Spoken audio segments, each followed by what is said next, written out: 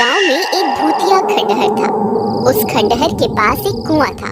उस कुएं में एक चुड़ैल रहती थी। वह बहुत डरावनी थी।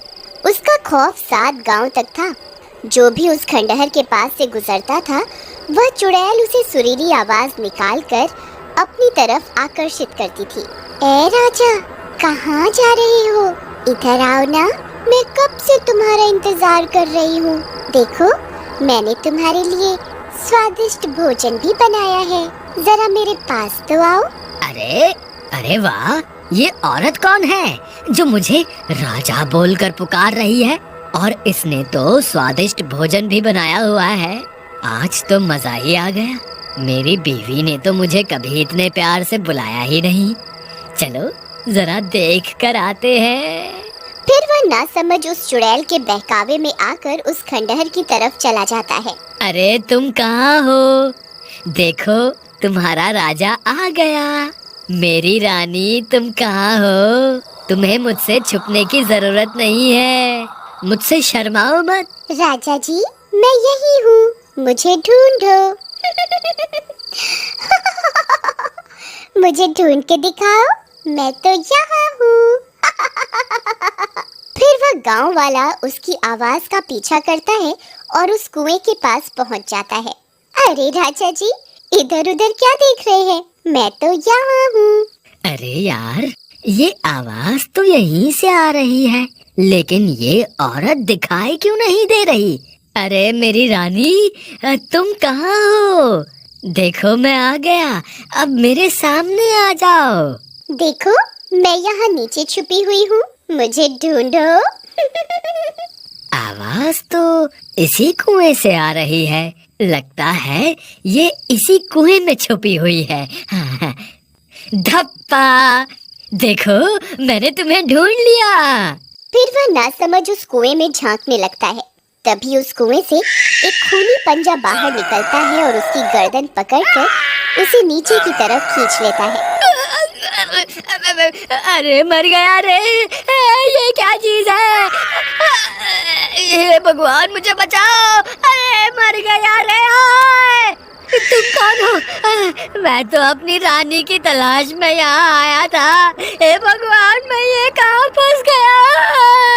मेरी तरफ देखो, मैं ही तो तुम्हारी रानी हूँ। नहीं नहीं, तुम तो कोई चुड़ैल लगती हो। अरे मुझ पे दया करो और मुझे जाने दो। मेरी बीवी घर पे मेरा इंतजार कर रही है। भगवान के लिए मुझे छोड़ दो। नहीं नहीं, तुम इतनी दूर से आए हो, खाना खा के जाना। अरे वाह, लगता है ये कोई अच्छी चुड़ैल है। मैं बेकार में ही घबरा रहा था। जी जरूर, खाना खा के ही जाएंगे। वैसे चुड़ैल जी, आपने खाने में क्या बनाया है? अभी तो खाना बनाना है। अच्छा अच्छा, तो क्या प्याज काटने में आपकी मदद कर दूं? नहीं, उसकी क्या जरूरत है? यहाँ कोई गैस चूल्हा तो दिखाई नहीं दे रहा। आप खाना कैसे बनाएंगी? खाने को बनाने की क्या जरूरत है, ऐसे ही खा जाएंगे। अच्छा, वैसे आज खाने में है क्या? तुम्हारा सर। अरे मर गए! अरे मर गए रे!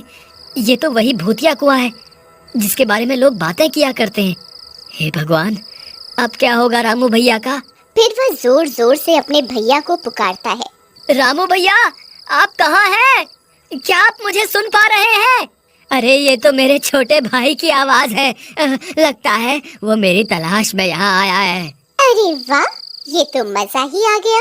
ये शिकार तो खुद ही यहाँ चल कर आ गया। चुड़ैल फिर से अपनी सुरीली आवाज निकालती है। आओ राजा जी, मैं कब से आपका इंतजार कर रही थी। जल्दी आइए, मैंने भोजन भी बनाया हुआ है। अगर देर हो गई तो भोजन ठंडा हो जाएगा। अरे ये मधुर आवाज किसकी है? ये मुझे राजा क्यों बुला रही है? तुम कौन हो? राजा जी, मैं आपकी रानी हूँ। मैं कब से आपका इंतजार कर रही हूँ। मैं यहाँ इस कुएं में हूँ। अरे नहीं महेश, ये कोई रानी वानी नहीं है। तुम इसके झांसे में मत आना, ये एक चुड़ैल है। अगर तुम इस कुएं के पास आए तो ये तुम्हें अंदर खींच लेगी। तुम इस कुएं में झांक के मत देखना। अरे ये तो रामू भैया की आवाज है। मर गए रे, रामू भैया तो चुड़ैल के शिकंजे में है। अब मैं क्या करूं? तेरी इतनी हिम्मत, तेरी वजह से मेरा शिकार मेरे हाथ से निकल गया। अब तुझे नहीं छोड़ूंगी। हे चुड़ैल जी, मुझे माफ कर दो। आगे से कभी ऐसी गलती नहीं होगी। मुझे माफ कर दो। मैंने जल्दी ही भैया को इस कुएं से बाहर नहीं निकाला तो ये चुड़ैल इन्हें जिंदा नहीं छोड़ेगी। मुझे कोई ना कोई तरकीब निकालनी होगी। अगर मुझे कोई रस्सी मिल जाए तो मैं उसे इस कुएं में डाल दूं, जिसकी मदद से भैया बाहर निकल जाएंगे। हे भगवान, यहाँ तो ऐसी कोई भी चीज नहीं है जिसकी मदद से भैया इस कुएं से बाहर आ सके। फिर वह इधर उधर ढूंढने लगता है। तब उसे एक टूटा हुआ पेड़ दिखाई देता है।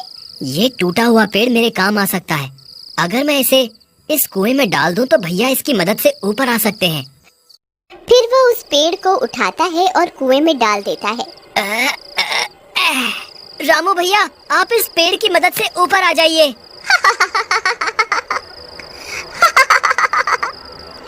तेरे नासमझ भाई को क्या लगता है मैं तुम्हें इस पेड़ पर चढ़कर इस कुएं से बाहर जाने दूंगी? कितना नासमझ है तुम्हारा भाई। कोई फायदा नहीं है महेश, ये चुड़ैल मुझे इस कुएं से बाहर नहीं आने देगी। तुम अपनी जान बचाओ, नहीं तो ये तुम्हें भी इस कुएं में खींच लेगी। अब क्या करूं? कोई और रास्ता निकालना होगा। फिर वह मदद मांगने के लिए आगे की ओर चल पड़ता है। थोड़ी दूर जाने पर उसकी नजर पास में लगे पेड़ पर जाती है। उस पेड़ के नीचे हनुमान जी की मूर्ति रखी होती है। वह उस मूर्ति को देखकर खुश हो जाता है। फिर वह भागता हुआ उस पेड़ की तरफ जाता है और मूर्ति को प्रणाम करता है। हे महाबली हनुमान, आपसे बड़ा बलवान इस सृष्टि में कोई नहीं है। अब बस आपका ही सहारा है। कृपा करके मेरी मदद कीजिए।